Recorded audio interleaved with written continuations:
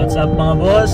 Long time no vlogging. So, matagal-tagal tayong walang upload. Ang last upload natin, yung binenta natin ang motor. Ngayon, papunta tayo ng Davao.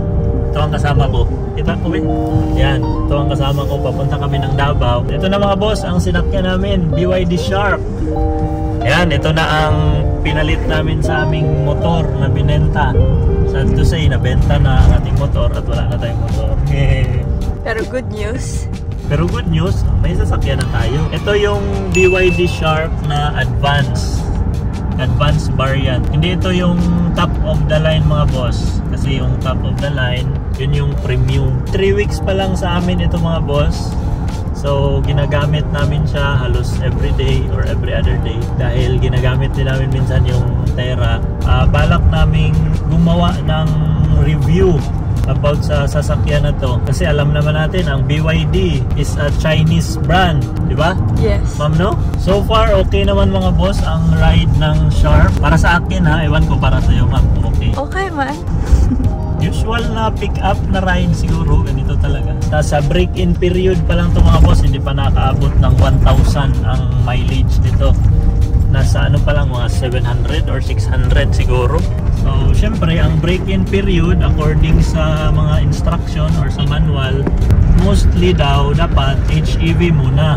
Kaya in-adjust ko yung SOC niya, yung state of charge, ng 60%. Ibig sabihin, kung 60% na lang yung baterya niya, ma'am, automatic siya mag-switch to HEV. Ilang percent? Ngayon, naka-EV mode. So, battery ang gamit natin. Pero sinet ko to, kasi kung i-set mo to na automatic, pagka 25% pa siya mag-HEV.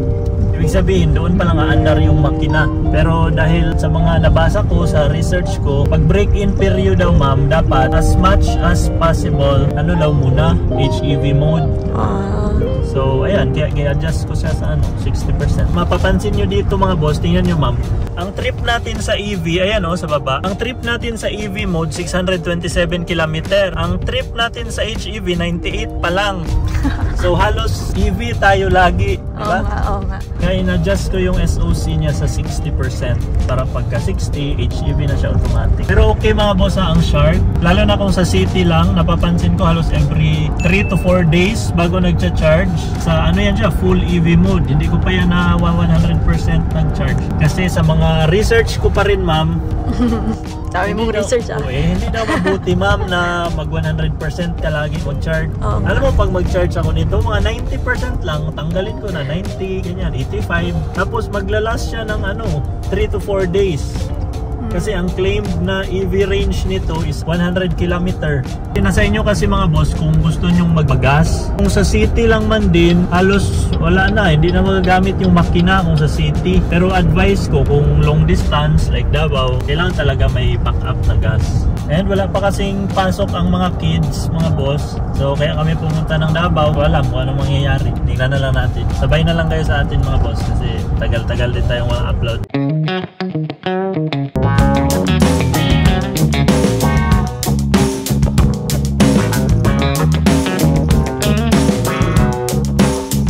Papansin nyo mga boss, kanina 56% lang siya. So, ngayon naging 62. Dahil yun sa kanyang regenerative braking doon sa nagpan. Yan kasi sa nagpan, grabe yung tawag dyan ma'am? Pababa. So the more ka na nagpababa, the more ka maggamit ng brake, yung brake mo nako-convert siya sa energy. So tingnan nyo, 61 na siya. Kaya 56 lang yan. Grabe bilis. Pero pagbaba natin na nagpa na 61. Tapos ang 1% nito malayo ba ma'am? Ganun ba? Abot niya, malayo. Depende pa rin sa pag-apak mo. The more ka mag-apak, the more siya mag-consume ng kuryente. May mga kaibigan tayo mga boss na nagtatanong, ba't daw hindi tayo kumuha ng top of the line, which is yung premium variant? Para sa akin kasi parang hindi worth it ma'am ba yung 200,000 na dagdag.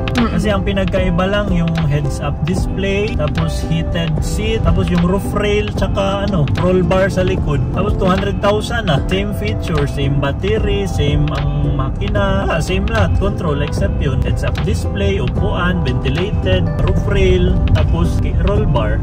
Yan lang, wala na iba. So kaya ako kumuha na lang ng advance, parang same lang naman. Hindi ko din bet yung parang para sa akin, din yung parang may bakal-bakal sa likod. Hindi ko rin bet yan. Mas gusto ko yung ganito lang, parang simple lang.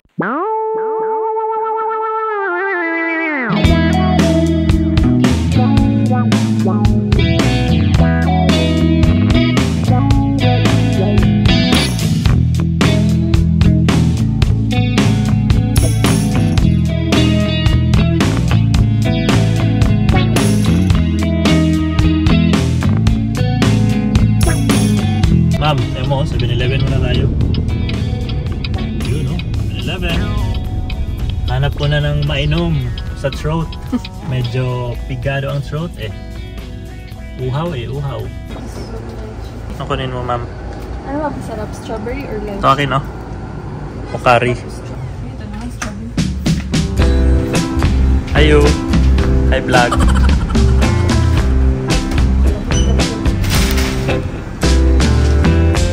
Let's go, let's go!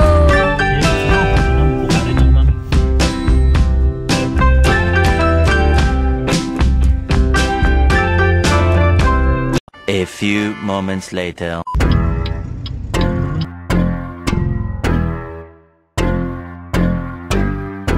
Ano guys, dito tayo ngayon sa Armscore. Firing muna tayo, firing.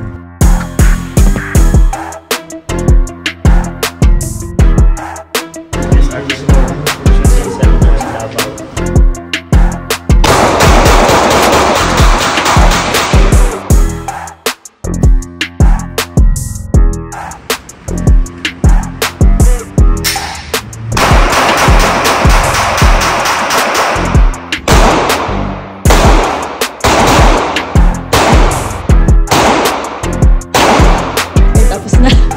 Bitin. Bitin, 50 rounds lang. Ayan na si Sharky. Naka-on lang. Yun na. Ay! O, di ba? Hindi mainit. Kasi hindi natin pinatay ang aircon. 12:02 na, ma'am. Lunch tayo, ma'am? Yes. Lunch tayo, lunch. Hungry na ako. Saan tayo mag-lunch? Ano mo muna sa Wiz? Wait. Okay mga boss, nandito kami sa Caprice. Ma'am, yan na-order mo, ma'am, tinapay. Buti pa, nagpunta na lang tayo sa roast. Tinapay lang pala, tuyo at saka mantika. Yun ang ating car. Hindi ko ba yung ipatay, ma'am? Gihayaan ko lang siya. Gihayaan ko lang siya maganda. Oo eh, kainit lang. Bahala na yung battery niya doon, malamig nun. Pero kung hindi hybrid yung sasakyan natin. Ah, yun lang. Sayang masyado gas. Pero yun, gion ko lang aircon, tapos gila ko lang. Okay. Saan ang order natin, ma'am? Hey, our food is here. Okay, dito na ang food natin, guys. Ano nyo, guys, ang order ko. Saan niya, wabay? Reefs.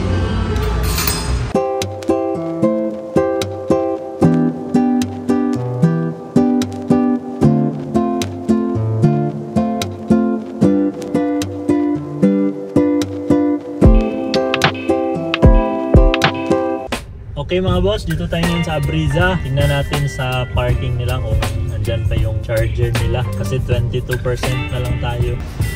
Okay, ito mga boss. Buti na lang, bakante ang isang bay. Isa lang? Oh, isa lang bakante. Yung isa nag-charge yung ano, sila yung 6. Ah, para talaga sa atin.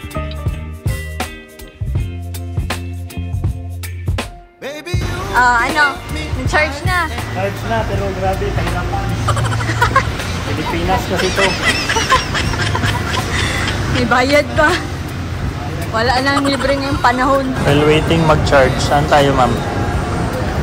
Walang tingin na tayo. 1 hour later. Okay mga boss, tapos na ang ating pasyal today sa Davao and uwi na tayo. Andito na kami palabas ng Davao. Tambay muna sa Shell, kain sa convenience store. Ano kainin mo, ma'am? Ito corner.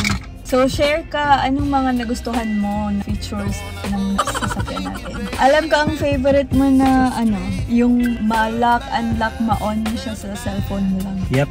No. Oh. Isa sa nagustuhan ko dito mga boss, connected na siya sa cellphone ko via BYD app at saka nakasave na yung my key sa phone ko. Wallet. Phone Yung wallet. card, yung physical key card niya, di-save ko sa phone ko kahit wala na yung physical card, NFC man gamit. Nasa phone ko na, ganyan lang direct. Tapos kung kahit nakabilad siya, i-on ko lang cellphone ng aircon kung anong temperature gusto ko.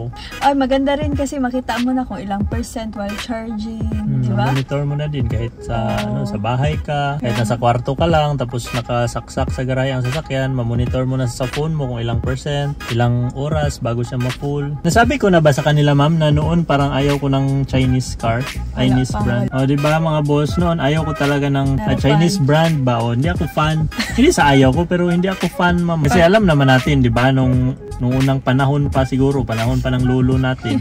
Ano ang mga China brand? No.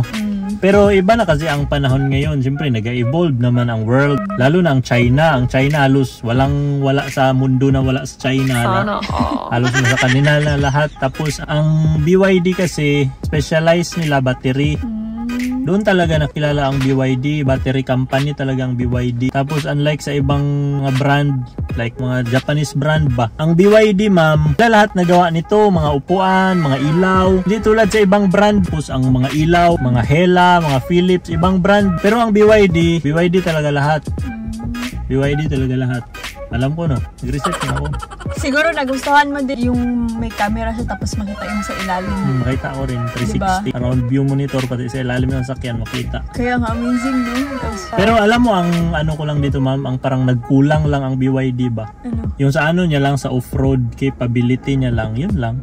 Pero 4x4 man ito. All-wheel drive siya. Pero hindi talaga siya pang ano ba tawag yan? Ruggage talaga. Pang ruggage talaga ba na pang harabas talaga ba? Compare mo sa ibang brand like Toyota, mga Isuzu, yan, mga D-Max, Nissan. Tapos yung steering wheel niya, nagustuhan mo din, grabe gustuhan ka ko rin no? yung steering niya kasi na-adjust. Pwede mo i-set sa sports. Yun yung matigas. Medyo hindi man matigas. Pero na-detect niya ba kung nag-curve ka good, nag-kurbada ka, magtigas siya ba lalo nang mabilis ang takbo mo? Pwede din comfort kung city yan. Grabe kalambot kahit ito siguro kaya. Tapos maganda din yung pag-apak mo ng drive. Like parang real time yung ano. Real time ang ano niya, power niya, walang delay, zero delay talaga as in. Tapos basta mga boss, okay talaga ang Shark sa performance. Kung speed ang hanap nyo sa sakyan, mag-Shark na lang kayo. Tingnan nyo na lang sa YouTube kung ano yung mga tinesting nila sa Shark na mga katunggali niya na mga pick-up. Walang sinabi. Walang sinabi, like, ma'am. Ano na mga pick-up yun? Walang sinabi. Basta i-research na lang drag race, BYD Shark. Yan. Search nila. Grabe no? Grabe ang arangkada nito. Kasi ang motor nito electric, dalawa sa harap at sa likod. Mas malaki ang motor sa harap, maliit ang sa likod. Tapos ano no, parang mataas talaga siya. Mataas talaga siya compared mo sa ibang sasakyan. Kasi pag na-stuck tayo sa traffic, di ba, may mga ibang pick-up or SUV. Parang singlapad ng parang sa side mirror nila, parang mataas talaga ang Shark. Kahit standard lang ang okay, so ngayon sa 3 weeks, so far, no regrets? So far, wala man, no regrets ako. Sa ngayon, 3 weeks, okay pa man. Ang ano pala nito, mileage, odometer, 879 km. Ang tinakbo talaga ng sasakyan, odometer niya is 879. Tapos yung tinakbo niya sa HEV mode, yung makina at saka battery combine 159 km. Ang tinakbo niya via battery lang, EV lang siya, 721. Grabe tayo maka EV Wala na talagang panggas. Diba, originally ang plan talaga is dapat full electric, diba? Pero nag-ask tayo sa mga kilala natin kung ano ba talagang mas maganda. Noon talaga ma'am, ayoko talaga ng hybrid. Kasi giisip ko ba kung mag-electric ka, bakit ka pa magpagasolina? Diba kay hybrid man. Gusto mo mag-electric para wala ka ng gas, pero wala pala malayo ang electric. Mahirap ang electric. Ang kinaganda lang ng hybrid kasi dito sa Philippines, lalo na dito sa Mindanao, wala pang charging station. Wala kasi mga charging station. Hindi katulad sa ibang bansa like so ngayon China. na nag-travel tayo like dito papunta Davao or kahit saan pa, kung kahit malobat tayo, at least, di ba? May backup ka. Unlike kung mag-electric ka lang, problema ka talaga. Problema ka talaga ng charger. Kasi, isipin mo kung sa city ka lang wala naman silbi ang gasolina kung gustuhin mo lang. Mag-EV mode ka lang. Ayan EV, HEV, isang pindot lang. Kung gusto mo EV ka lang. Pero kung long ride, kawawa. Kung long ride, yan. Kasi ang range lang ng full electric niya, 100 km. So kung Davao Gensan, may sobra konti sa 100, automatic na yan siya mag-HEV. Ibig sabihin, mag-andar yung makina niya. Kung malapit na sa Davao, ganyan. Hopefully na makagawa tayo ng like full review talaga. Kung hindi tayo Okay tamarin. din ang upuan niya. Ma'am na, malambot din ang mga leather. Oh. Chinese leather siguro ni. Comfy. Gusto ko. Yan lang, wala siyang, ito yung lang yung pinagkaiba ng ano, good ma'am. Top of the line nila Oo yung nga. ventilated seat. Pero parang ano na kasi, grabe, mahal masyado. 200, tapos Okay. ventilated seat. Heads up display, roof rail. Tapos roll bar. Yun lang. 200 na. Kaya, Same battery, same makina, same lahat. Okay, So, okay. gutom na. So, So, dito na lang. Tapusin na natin. okay, sige, tapos. Okay, bye mga boss. Bye!